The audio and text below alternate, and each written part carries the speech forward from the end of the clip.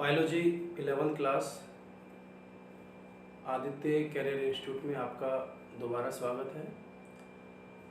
Biology में हम वनस्पति विज्ञान की शाखाओं के बारे में पढ़ रहे थे और ये शाखाएं हमें एक विशेष क्षेत्र में अध्ययन करने के लिए प्रेरित करती हैं कि जैसे हमने इससे पहले पढ़ा कि मॉर्फोलॉजी यानी कि जिसमें हम बाहरी आकारिकी का अध्ययन करते हैं, तो इनसे हम क्या है एक पर्टिकुलर क्षेत्र में किसी विशेष अध्ययन के लिए अपन आगे की ओर अग्रसर हो सकते हैं। तो इसी क्रम में हम आगे आज कुछ और शाखाओं के बारे में पढ़ेंगे। उम्मीद है आपको ये शाखाएं जो है अच्छी तरह समझ में आ रही होंगी और इनको आप अपनी नोटबुक में लिखकर और बार बार याद करने की कोशिश करें। तो आज जो कुछ शाखाएं लेकर अपन आए हैं, वनस्पति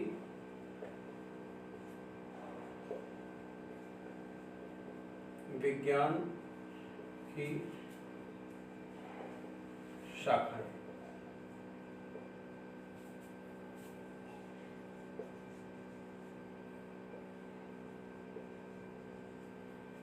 तो वो शाखाएं इस प्रकार से हैं।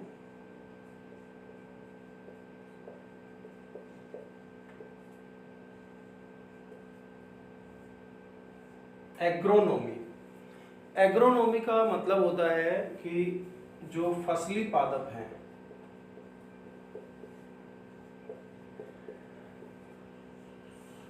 यानी जिनको हम फसल के रूप में उगाते हैं, जैसे गेहूं है, बाजरा है, सरसों है, ठीक है, तो फसल वाले जो पौधे हैं उनका अध्ययन।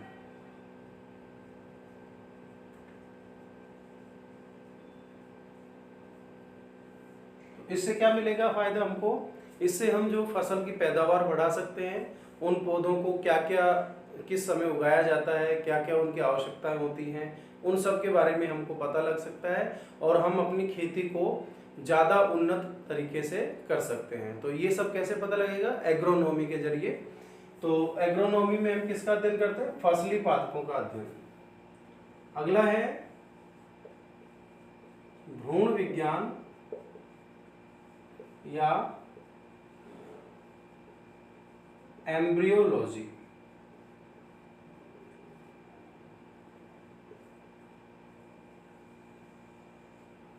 भ्रूण विज्ञान या एम्ब्रियोलॉजी। भ्रूण विज्ञान में हम पादपों में युग्मकों का निर्माण, किस तरह से युग्मकों का निर्माण होता है, उनका निषेचन और निषेचन के बाद जो भ्रूण बना है उसके परिवर्धन का अध्ययन करते हैं। युग्मकों का निर्माण, निषेचन और भ्रूण के परिवर्धन का अध्ययन, यानी किस प्रकार से भ्रूण से आगे एक पौधे का निर्माण होता है, तो वो सारी चीजें हम पढ़ते हैं एम्ब्रियोलॉजी में। इसी तरह की ये तो हो गया एक तरह से प्लांट एम्ब्रियोलॉजी। एनिमल एम्ब्रियोलॉजी में हम उसी तरह से एनिमल्स के अंदर ये सारी चीजें पढ़ते हैं, ठीक है। अगला जो शाखा है वो है उद्विकास यानी इवोल्यूशन।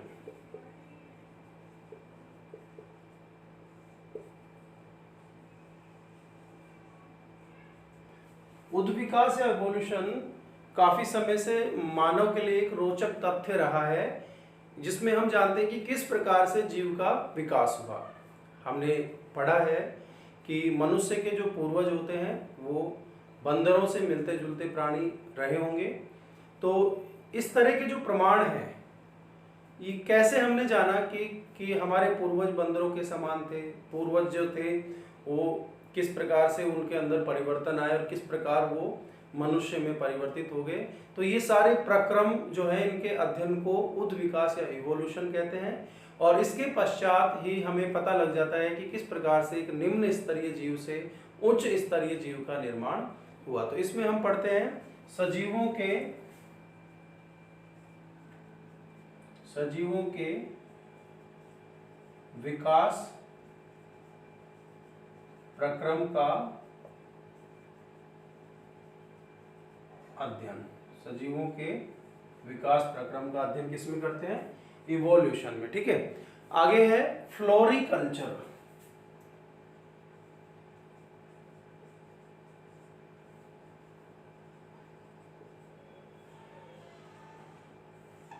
फ्लोरिकल्चर में जो सजावटी पौधे होते हैं पुष्पों वाले, जैसे अपन देखते हैं कि कचनार है, रात की रानी, चमेली, गुलदाउदी, ये जो बहुत ही सजावटी फूलदार पौधे होते हैं जिनको हम अपने घरों में, बागों में, बगीचों में लगाते हैं। तो इनके अंदर किस प्रकार से इनकी संख्या बढ़ाकर इनके अंदर अच्छे गुणों को लाया जाए, अलग अलग विभिन्न कलर के पुष्पों को विकसित किया जाए, तो ये सारे प्रकार का अध्ययन किस में आता है? फ्लोरिकल्चर में। यानी सजावटी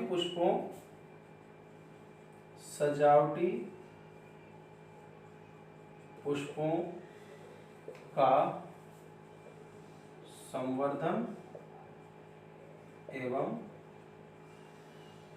अध्ययन। यानी उनको संवर्धन का मतलब है कि उनको कैसे उगाया जाए, कैसे उनकी संख्या बढ़ाई जाए, ऊतक संवर्धन द्वारा इनको कैसे बड़े पैमाने पर उत्पन्न किया जाए। तो ये सारी चीजें आती है फ्लोरिकल्चर में। ठीक है, और इसी में फिर हम और शाखाएं कुछ पढ़ लेते हैं।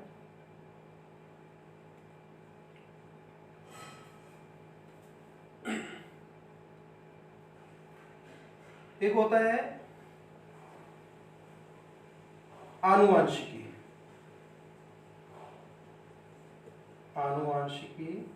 यानी जेनेटिक्स। ये पादपों में भी काम आती है, ये जंतुओं में भी। जेनेटिक्स यानी आनुवांशिकी क्या है? आनुवांशिकी का मतलब होता है कि जो हमारे अंदर या सजीवों में जो पूर्वजों से लक्षण आए हैं उनका अध्ययन। जैसे हम देखते हैं कि नीम के पेड़ से नीम का पेड़ ही पैदा हो सकता है, तो नीम के पेड़ के जो लक्षण है वो नीम के पेड़ में आए हैं। मनुष्य से मनुष्य के लक्षण आए हैं। दूसरे जो पौधे हैं उन पौधों के लक्षण, उन पौधों में सरसों से सरसों का पौधा ही पैदा होगा। तो ये जो लक्षण स्थानांतरित हो रहे हैं, इन लक्षणों का कारण, इनके स्थानांतरण का कारण, इनकी प्रक्रिया, इन सब चीजों का जो अध्ययन अपन करते हैं, इस अध्ययन को अपन बोल देते हैं आनुवांशिकी। तो इसमें समान लक्षण जो जाते हैं उनको आनुवांशिकता कह देते हैं, और कुछ विभिन्नताएं भी आती हैं। तो इन विभिन्नताओं और आनुवांशिकता का अध्ययन क्या कहलाता है? आनुवांशिकता एवं विभिन्नताओं का अध्ययन। आनुवांशिकता एवं विभिन्नताओं का अध्ययन क्या कहलाता है? आनुवांशिकी या जेनेटिक्स कहलाता है। तो एक बार हम दोबारा इस चीज को रिपीट करेंगे। आनुवांशिकी या जेनेटिक्स किसको बोलते हैं? आनुवांशिकता एवं विभिन्नताओं का अध्ययन। फ्लोरिकल्चर, सजावटी पुष्पों का संवर्धन एवं अध्ययन। उद्विकास, इवोल्यूशन, सजीवों के विकास प्रक्रम का अध्ययन। भ्रूण विज्ञान या एम्ब्रियोलॉजी, युग्मकों का निर्माण, निषेचन एवं भ्रूण के विकास का अध्ययन। एग्रोनॉमी, फसली पादपों का अध्ययन, यानी फसल वाले जो पौधे हैं उनका अध्ययन। इसी क्रम में जो हम कुछ और शाखाएं देख रहे हैं, तो अगली शाखा है फॉरेस्ट्री।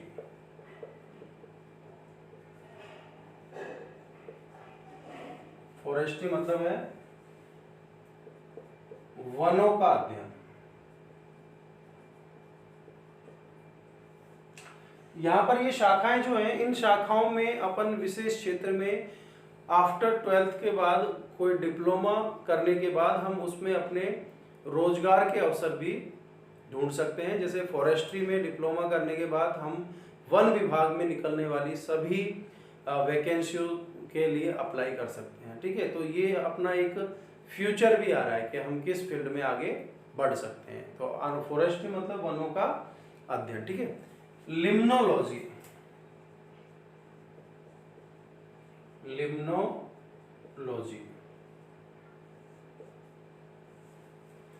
झीलों एवं अलवणीय जलीय पादपों का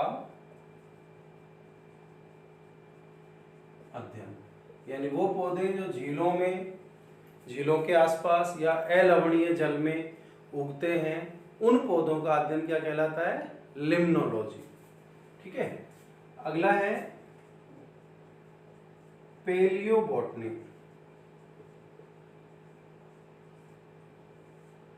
पेलियोबॉटनी, पेलियोबॉटनी का मतलब है कि पादपों के जो जीवाश्म, जीवाश्म क्या होते हैं?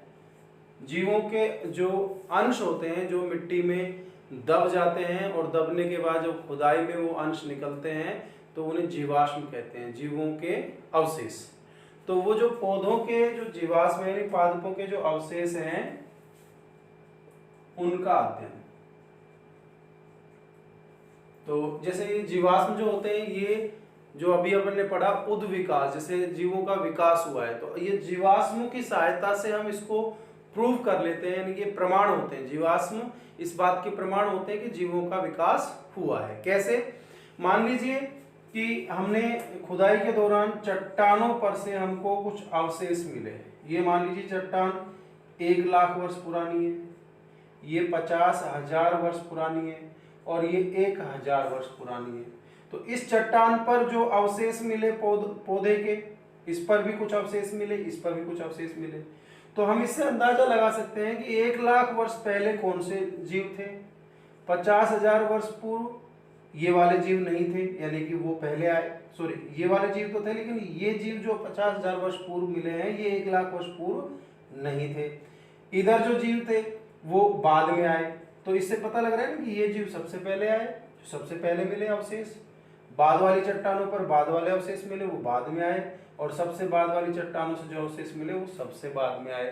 तो ये जीवों के जो अवशेष होते हैं, जीवाश्म, वो जैव विकास यानी उद्विकास का भी प्रमाण होते हैं। ठीक है। इस प्रकार है plant pathology. Plant pathology, pathology का मतलब होता है रोगों का अध्ययन। तो पादप, प्लांट पैथोलॉजी मतलब पादप रोगों का अध्ययन। अब इसमें हम पादपों में होने वाले विभिन्न रोगों के कारकों, रोगजनकों और उनके उपचार का भी अध्ययन करते हैं। यानी कि इसमें हम पौधों में पाए जाने वाले सभी रोग, जैसे अपन देखते हैं कि सरसों की पत्तियों पर एक वाइट रस्ट, सफ़ेद सफ़ेद कलर का एक रोग हो जाता है जो कि कवकों से होने वाला है। ठीक है। इसी प्रकार से गन्ने में लाल गलन रोग होता है। अपन देखते हैं गन्ना बीच में से लाल लाल रंग होकर वो गलने लगता है। तो इसी तरह से बहुत सारे रोग होते हैं।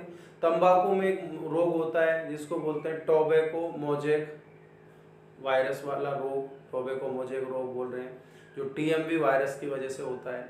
तो ये सारी चीज़ें हमें पता कब लगेगी? जब हम इनका अध्ययन करते हैं। ठीक है। तो विभिन्न पादपों में होने वाले रोगों का अध्ययन क्या कहलाता है? प्लांट पैथोलॉजी कहलाता है। इसी प्रकार अगला जो है वो है पेलिनोलॉजी। देखो यहाँ पर ये थोड़ा डिफरेंस है। पेलियोबॉटनी अलग है, पादप जीवाश्म, और पेलिनोलॉजी का मतलब होता है जो पराग कण होते हैं, पोलन ग्रेन्स जो होते हैं पौधों में, उन पराग कणों का अध्ययन। ठीक है। तो पराग कणों का अध्ययन क्या कहलाता है? पेलिनोलॉजी कहलाता है। और पादप जीवाश्मों का अध्ययन क्या कहलाता है? पेलियोबॉटनी कहलाता है। ठीक है। अगला है स्पर्मोलॉजी, यानी कि बीजों का अध्ययन। यानी पादपों के बीजों का जो अध्ययन है, पादप बीजों का जो अध्ययन है वो क्या कहलाता है? स्पर्मोलॉजी। ठीक है। तो स्पर्मोलॉजी मतलब बीजों का अध्ययन, पेलिनोलॉजी मीन्स पराग कणों का अध्ययन, प्लांट पैथोलॉजी पादप रोगों का अध्ययन, पैलियोबोटनी पादप जीवाश्मों का अध्ययन, लिम्नोलॉजी झीलों एवं अलवणीय जलों में पाए जाने वाले पौधों का अध्ययन, और फॉरेस्ट्री मतलब वनों का अध्ययन। तो ये थी वनस्पति विज्ञान की कुछ शाखाएं। ये शाखाएं आप, ये नहीं है कि आपको एक दिन में ही सारी याद करने के लिए बोली जा रही है, आप इनको डेली हैबिट्स में यूज में लाएं ताकि आपको पता रहे कि एम्ब्रियोलॉजी क्या होता है। ये वर्ड जो है ये आपको आगे बहुत ज़्यादा हेल्प करने वाले हैं, तो इनको रटे नहीं, इनको पढ़ें मन लगाकर। ठीक है, आपको अध्ययन करना है, पढ़ना नहीं है। पढ़ते तो अपन न्यूज़पेपर है जो याद नहीं हो पाता है, हमको अध्ययन करना है, और अध्ययन का मतलब होता है मन लगाकर पढ़ना। ठीक है, तो इन चीज़ों को आप अच्छी तरह से पढ़िए, इनको अपनी नोटबुक में नोट कीजिए। दोबारा बार बार मैं आपको यही बताना चाहता हूँ कि आप एक सर्वश्रेष्ठ कोचिंग इंस्टीट्यूट में आपने एडमिशन लिया है, और यहाँ आपका पूरा मार्गदर्शन भी होगा और आपको अच्छी से अच्छी पढ़ाई मिलेगी। तो घर में ही सुरक्षित रहते हुए अपनी पढ़ाई को जारी रखिए। Be safe, stay home.